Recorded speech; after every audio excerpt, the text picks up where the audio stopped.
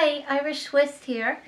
I was actually in the middle of making pie crust with some filling, and JK18 helped me and thought to make this a video. So what I did is I made some pie crust.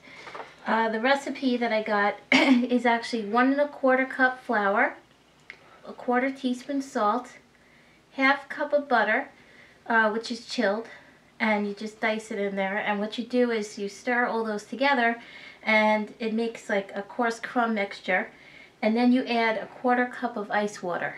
Mix that all up. The dough forms into a ball.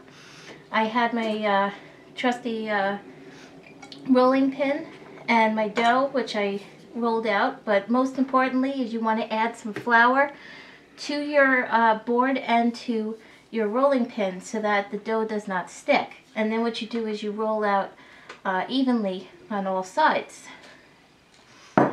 What I did is I went past that and actually made some pre-cut into this mold that I have.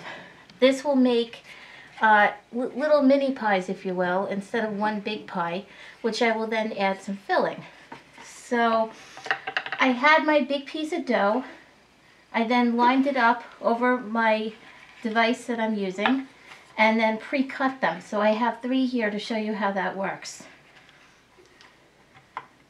So I just line it up like so, and eventually it's going to press in together. So I take my filling.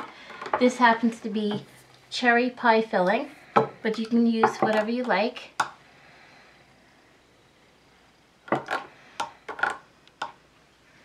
So we just add some filling. Then I just squeeze it together. Now it's okay if when you squeeze it, if it comes out a little bit. The main thing is that you want to squeeze tight, and it's actually making this portion right here. This is where all the filling is. So what I do is I just kind of wrap up the extra dough on the outside just to make it all nice, and you certainly can trim any of the excess. Don't worry if when you roll out the dough if there's not enough in one spot and too much in the other, because you can always patch it. That's the beauty of working with dough. And then we'll go over to our dish over here where I have some other ones completed. So as you can see, as I open it up, it comes out nicely. This I did not have to flour, by the way. I guess because it's plastic, it didn't need to be floured. But I made a couple that have peach filling, and this is the one that's cherry. Now the other thing that I did is, because it has filling in it, I also greased the pan before putting the dough in.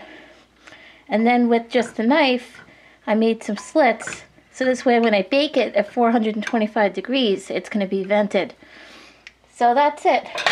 You can certainly put a little egg wash on top, a little bit of sugar, and then you have a nice dessert. So this is the finished product. I baked it on 425 degrees for 20 minutes because they're small. Certainly if you had the filling in a larger 1 9-inch pie, it would take a lot longer, but because they're small, they took 20 minutes. I knew to take them out because the filling was actually boiling inside. They had a chance to cool, that's why it's not bubbling anymore. But also that the crust had turned brown. So I removed it after 10 minutes and just letting it cool. And what you could do is you could serve it just like that. If you did like maybe an egg whitewash before you baked it and a little bit of sugar, it's perfect. What I'm actually going to do is I did not put sugar on top. I just baked it as is. I'm letting it cool, and I'm actually going to make a glaze for it and glaze it. Okay, so I made the glaze. What I did is I wanted a small amount for this, so I put together 1/4 cup of sugar, just regular sugar, not brown sugar. And I took a pat of butter, which was softened, and I took a 1/4 teaspoon of vanilla extract. I stirred that up, and I put a little bit of milk. And basically what you do is you stir it around until it's the consistency that you want. This is more on the thinner side, which is how I wanted it. If yours comes out a little thicker, you could always add a little bit more milk and make it the consistency that you want. So that's our glaze. We have our already cooked pastry that we showed before. And basically I'm just going to drizzle with the spoon like that.